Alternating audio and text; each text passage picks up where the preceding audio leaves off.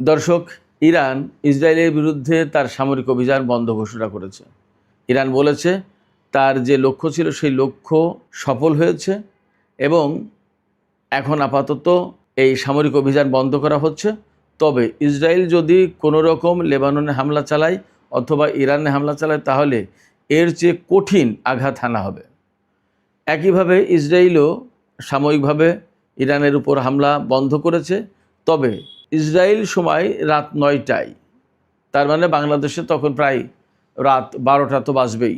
স্থানীয় সময় রাত 9টায় নিরাপত্তা মন্ত্রিসভার বৈঠক ডেকেছে এবং সেই বৈঠকের সিদ্ধান্ত হবে বাদবাকি। এদিকে এই যে ইরান ইসরায়েলের বিরুদ্ধে অভিযান বন্ধ ঘোষণা করলো, কেন এই বন্ধ ঘোষণা করলো? হঠাৎ করে ইরান ইসরায়েলের বিরুদ্ধে কেন অভিযান শুরু করলো এবং কেন বন্ধ করলো? পেছনের কারণটা আসলে কি? নিশ্চয়ই পর্দার আড়ালে কিছু ঘটনা ঘটেছে যার কারণে এরকম কিছু হয়েছে। ইরান এই সিদ্ধান্ত নিয়েছে। ব্যাপারটা কি এমন? এপাশে পাকিস্তানের প্রধানমন্ত্রী শেহবাজ শরীফ এবং মার্কিন প্রেসিডেন্ট ডোনাল্ড ট্রাম্প তাদের এক্স পোস্টে ইরান এবং ইসরায়েল দুই পক্ষকেই হামলা বন্ধ করে কূটনীতির পথে ফিরে আসার কথা বলেছে। প্রশ্ন হচ্ছে, কূটনীতির পথ আসলে কত দূর বাকি? সুপ্রিয় দর্শক, এই বিষয়গুলো নিয়েই এখন আমি এই ভিডিওতে বিস্তারিত আলোচনা করব। আশা করি আপনারা সবাই শেষ পর্যন্ত সঙ্গে থাকবেন। আর ভিডিও ভালো লাগলে লাইক, কমেন্ট, শেয়ার করবেন এবং চ্যানেলটি সাবস্ক্রাইব করে সাথেই থাকবেন। দর্শক, চলুন বিস্তারিত আলোচনায় চলে যাই। আমরা সবাই জানি গত রাত থেকে ইরান ইসরায়েলের বিরুদ্ধে সামরিক অভিযান শুরু করেছিল। এই অভিযানের মূল কারণ ছিল লেবাননে ইসরায়েল হামলা চালিয়েছে, সেই হামলা যাতে আর না চালায় তার একটা জবাব দেওয়া, ইসরায়েলকে শাসন করা এবং লেবাননে যাতে হামলা না চালায় তা নিশ্চিত করা। এটা গেল আমাদের আপাতত চোখের সামনের ঘটনা, কিন্তু এর পেছনে আরও কিছু ঘটনা ছিল। আপনাদের নিশ্চয়ই মনে আছে, লেবাননের প্রেসিডেন্ট, যিনি খ্রিস্টান সম্প্রদায় থেকে হয়েছেন প্রেসিডেন্ট, তিনি হচ্ছেন জোসেফ আউন। এই জোসেফ আউন আমেরিকার টেলিভিশন চ্যানেল সিএনএনকে দেওয়া সাক্ষাৎকারে কি বলেছিলেন মনে আছে? আমি বলেছিলাম কিন্তু ভিডিওতে। তিনি বলেছিলেন যে লেবানন হচ্ছে আমাদের দেশ, লেবানন ইরানের না। তিনি বলেছিলেন এটা আমাদের দেশ, এটা আপনাদের দেশ না। আমাদের দেশকে আমাদের মতো দেখতে দেন, আপনি এখানে নাক গলাবেন না, আপনি এখানে হস্তক্ষেপ করবেন না, আপনি আপনার মতো থাকেন, আমরা এখানে শান্তিতে থাকি। লেবাননের প্রেসিডেন্ট আরও সরাসরি বলেছিলেন যে ইরান লেবাননকে বার্গেনিং চিপ হিসেবে ব্যবহার করছে, অর্থাৎ দর কষাকষির হাতিয়ার হিসেবে ব্যবহার করছে। তো এরপরে ইসরায়েল কিন্তু লেবাননের সামরিক বাহিনীর উপর হামলা চালিয়েছে। 2 জন অফিসার, একজন ব্রিগেডিয়ার জেনারেল, একজন ক্যাপ্টেন এবং একজন সিপাহী মারা গেছে সেই হামলায়। এরপরে লেবাননের বিভিন্ন জায়গায় হামলা তো চালাচ্ছেই। সরাসরি লেবাননের রাজধানী বৈরুতেও হামলা চালিয়েছিল। এক সপ্তাহ আগে যখন ইরান হুমকি দিয়েছিল তখন কিন্তু হামলা চালাতে পারেনি ইসরায়েল, হামলা বন্ধ রেখেছিল। পরে ঠিকই তারা লেবাননের রাজধানী বৈরুতে হামলা চালিয়েছে এবং হামলা চালিয়েছে হিজবুল্লাহর সদর দপ্তরেও।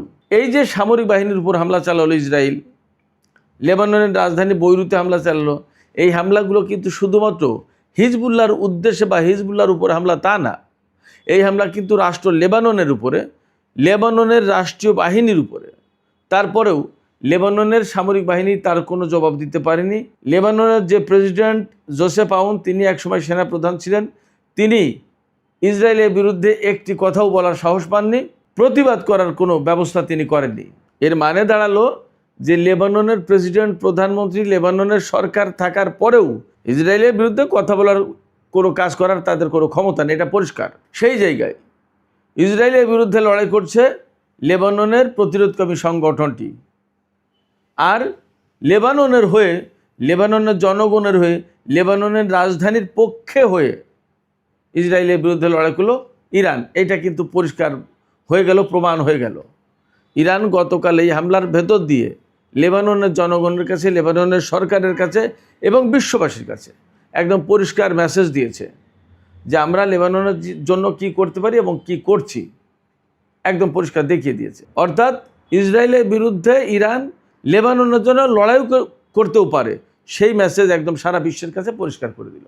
এখন লেবাননের জনগণ ইরানকে ভালোবাসবে না লেবাননের সরকারকে ভালোবাসবে? সেটাই তো এখন প্রশ্ন হয়ে দাঁড়িয়েছে। যখন ইসরায়েল লেবাননের জনগণকে হুঁশিয়ার করে দিয়েছিল, বিশেষ করে বৈরুতের জনগণকে, যে তোমরা বৈরুত ছাড়ো, আমরা হামলা চালাবো, তখন কিন্তু বৈরুতের জনগণ সরেনি কেন? যা ঠিক আছে, আমরা এখানে মরলে এখানেই মরবো, বাঁচলে এখানেই বাঁচবো, আমরা সরবো না। এবং তাদের একটা ভরসা ছিল, যদি লেবাননের রাজধানী বৈরুতে ইসরায়েল হামলা চালায় তাহলে ইরান এখানে অ্যাক্টিভ হবে, এখানে ইরান কিছু করবে। এটা গেল লেবানন কেন্দ্রিক রাজনীতির ব্যাপারে ইরানের ডিপ্লোমেসি পলিসি এবং ইরানের ভূমিকা। ইরান কেন গত রাতে লেবাননের হয়ে ইসরায়েলের বিরুদ্ধে লড়াই করলো, তার একটা বড় কারণ হচ্ছে এটা। আরও কিছু পেছনে কারণ আছে, সেগুলোও বলি। আমেরিকার সাথে ইরানের কূটনৈতিক আলাপ আলোচনা চলছে, চুক্তির ব্যাপারে দীর্ঘদিন ধরে কথাবার্তা হচ্ছে, এবং এখন বলা হচ্ছে যে চুক্তি একেবারে খুব কাছাকাছি। ডোনাল্ড ট্রাম্প নিজেই বলেছেন গতকাল এই হামলার পরে, তিনি বলেছেন ইরানকে উদ্দেশ্য করে যে ঠিক আছে, আপনারা ইসরায়েলের বিরুদ্ধে ক্ষেপণাস্ত্র হামলা চালিয়েছেন, ওকে, এখন থামুন, এখন আবার আলোচনার দিকে ফিরে আসুন, আমরা চুক্তির খুব কাছাকাছি। এবং পাকিস্তানের প্রধানমন্ত্রী শেহবাজ শরীফও এক্স অ্যাকাউন্টে পোস্ট দিয়ে তিনি বলেছেন যে এখন আর যুদ্ধের সময় নাই, এখন কূটনীতির সময়, যুদ্ধ বাদে কূটনীতির দিকে ফিরতে হবে, কারণ একটা সিদ্ধান্তের খুব কাছাকাছি। এই অবস্থায় কোনো মতেই যুদ্ধের দিকে যাওয়া যাবে না। দুই পক্ষের প্রতি আহ্বান জানিয়েছেন যে ধৈর্য ধরুন, যুদ্ধের পথ ছাড়ুন। এবং ডোনাল্ড ট্রাম্প সরাসরি দুই পক্ষের কাছেই বেশ শক্তভাবে বার্তা দিয়েছে যে আপনারা যুদ্ধ বন্ধ করুন, আমরা আলোচনার পথে ফিরে আসি, আমরা চুক্তির কাছাকাছি। এই যে চুক্তির কাছাকাছি, আলোচনায় ফিরে আসুন, যুদ্ধের পথ বন্ধ করুন, আপনারা ধৈর্য ধরুন, আপনারা যুদ্ধ বন্ধ করুন, ডোনাল্ড ট্রাম্প এবং পাকিস্তানের পক্ষ থেকে বা বিশ্ববাসীর পক্ষ থেকেও একই ধরনের বার্তা দেওয়া হয়েছে। এই জায়গাটা ইরান উপেক্ষা করলো না। তার মানে কূটনীতি এবং বিশ্ববাসীর প্রতি সম্মান দেখিয়ে কূটনীতির পথে ফিরে আসলো। এবং ইরান বলেছে যে আমরা ইসরায়েলের উপর যে হামলা চালাম তাকে আমরা শাসন করার যেটা দরকার সেটা করেছি। এখন যদি আমাদের কথা না শোনে, সে যদি আবার লেবাননের উপর হামলা চালায়, তাহলে আমরা আবার তাকে ভীষণ কঠিন মার দেবো, হচ্ছে যা দিয়েছি তার চেয়ে বেশি শায়েস্তা করব। আবার ওপাশে বিশ্ববাসীর যে কূটনৈতিক প্রচেষ্টা যে আহ্বান, তার প্রতিও সম্মান দেখানো হলো।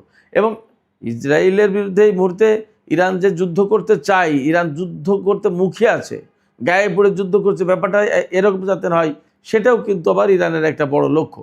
তারা যুদ্ধ করে কিন্তু আন্তর্জাতিক জনমতটা তার পক্ষে রাখে, এটা ইরানের একটা বড় কৌশল। সেই কাজটা করলো, তারা দেখালো যে আমরা যুদ্ধের ভেতরেও আছি, আমরা কূটনীতিতেও আছি, যদি যুদ্ধ করতে চাও তার এই নাও যুদ্ধ। তাই বলে ইসরায়েলকে দুই ঘা মেরে দিল। আবার কূটনীতির পথে ফিরে এসে বললো ঠিক আছে, বলো কী কূটনীতি আছে তোমাদের সামনে, কি আলাপ আছে তোমাদের টেবিলে, চুক্তির কী অবস্থা তোমাদের টেবিলে বলো।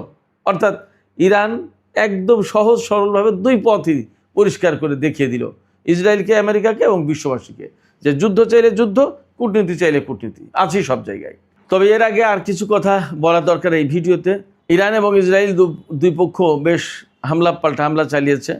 এপাশে ইয়েমেনের পক্ষ থেকে কিন্তু ঘোষণা ছিল একটা, যে ইয়েমেন তো যুদ্ধে জড়িয়ে গিয়েছিল, তারা ক্ষেপণাস্ত্র মেরেছে ইয়েমেন থেকে, এবং তারা পরিষ্কার করে বলেছিল যে যদি ইসরায়েল বাড়াবাড়ি করে, যুদ্ধ যদি কন্টিনিউ করে, তা লেবাননের বিরুদ্ধে যুদ্ধ যদি কন্টিনিউ করে, তাহলে কিন্তু বাবাল মানদেব প্রণালী বন্ধ করে দেবো, লোহিত সাগর দিয়ে ইসরায়েলের কোনো জাহাজ চলবে না, ইসরায়েলের জাহাজ একদম টোটালি চলাচল বন্ধ হয়ে যাবে।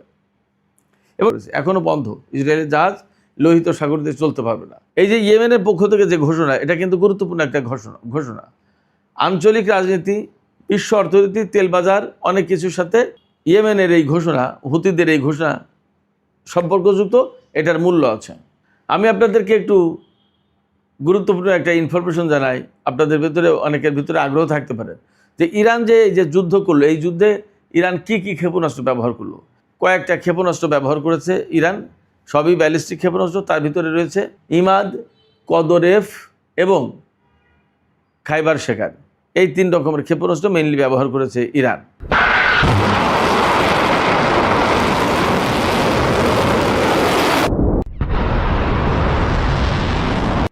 এই খাইবার শেখান ক্ষেপণাস্ত্রটা এর ভিতরে সবচেয়ে গুরুত্বপূর্ণ, এবং এটা হাইপারসনিক মিসাইল।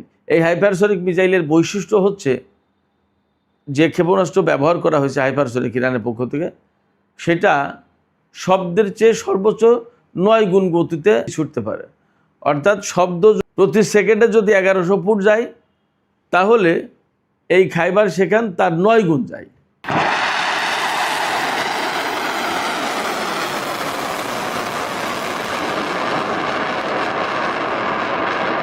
বুঝছেন, এই খাইবার সেখান মিসাইল ইরান থেকে ছোড়ার পর সম্ভবত 7 থেকে 8 মিনিটের ভেতরে ইসরায়েলের আকাশে পৌঁছে গেছে এবং লক্ষ্যবস্তুতে আঘাত এনেছে। ইরান ইসরায়েলের কোথায় কোথায় হামলা চালালো?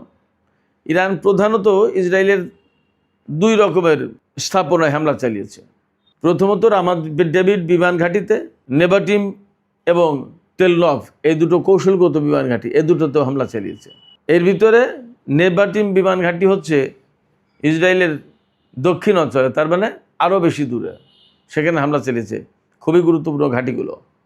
আর হামলা চালিয়েছে হাইফার তেল শোধনাগার বা তেল যে স্থাপনা আছে তেলের, এই সমস্ত জায়গায়। ইরান কিন্তু আগে এই তেল স্থাপনায় হামলা চালায়নি। ইসরায়েল যখন ইরানের খুজেস্তান প্রদেশের মাহার শাহর শহরে একটি তেল স্থাপনার উপর হামলা চালিয়েছে, তারপরে প্রতিশোধ হিসেবে ইরান ইসরায়েলের হাইফা বন্দরনগরীর তেল স্থাপনাগুলোতে হামলা চালিয়েছে।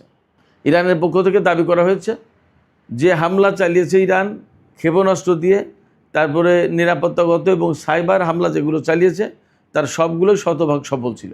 এপাশে ইসরায়েল ইরানের রাজধানী তেহরান, কেরমানশাহ প্রদেশ, তারপরে তাবরিজ শহর, কারাজ শহর এবং ইস্পাহান এই এলাকায় হামলা চালিয়েছে। কারাজ শহরটা কিন্তু তেহরানের একদম পাশেই, এখানে সামরিক ঘাঁটি আছে। তো ইসরায়েল যে জায়গাগুলোতে হামলা চালিয়েছে মূলত ইরানের সবই সামরিক ঘাঁটি বলা যায়, একটাই শুধু তেল স্থাপনা, বাদ বাকি সবই সামরিক ঘাঁটি। এর ভিতরে ইরানের রাডার সিস্টেম সেট করা আছে এমন জায়গায়ও হামলা চালিয়েছে।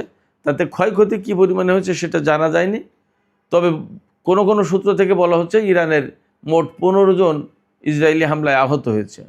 আর ইসরায়েলের কয়জন আহত হয়েছে তা পরিষ্কার না, আর একটু সময় লাগবে হয়তোবা।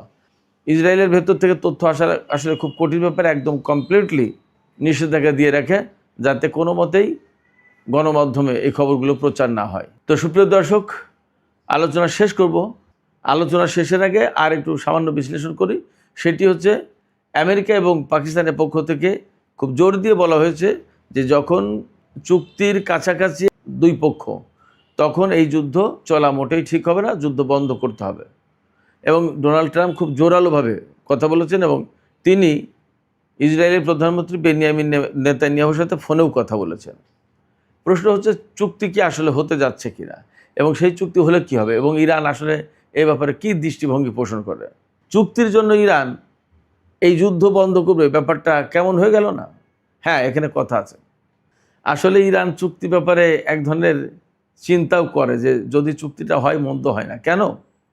এই ডোনাল্ড ট্রাম্প 2015 সালে চুক্তি ছিঁড়ে ফেলেছিল, বাতিল করেছিল।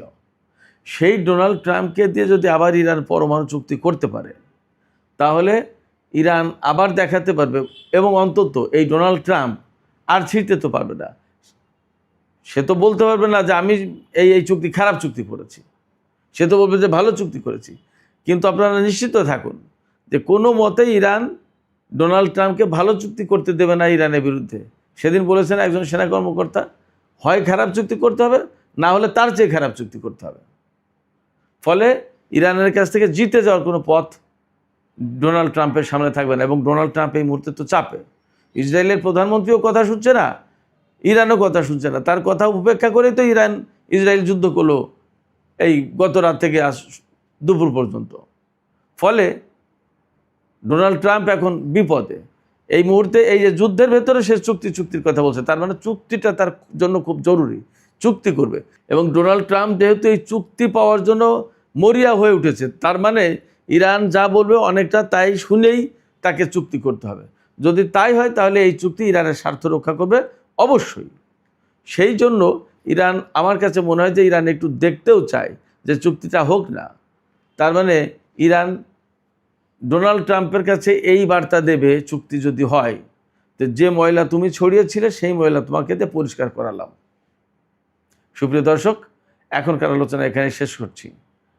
আপনাদের কাছে কি মনে হয়, চুক্তির জন্য যদি ইরান এই দৃষ্টিভঙ্গি পোষণ করে আমি যে কথা বললাম,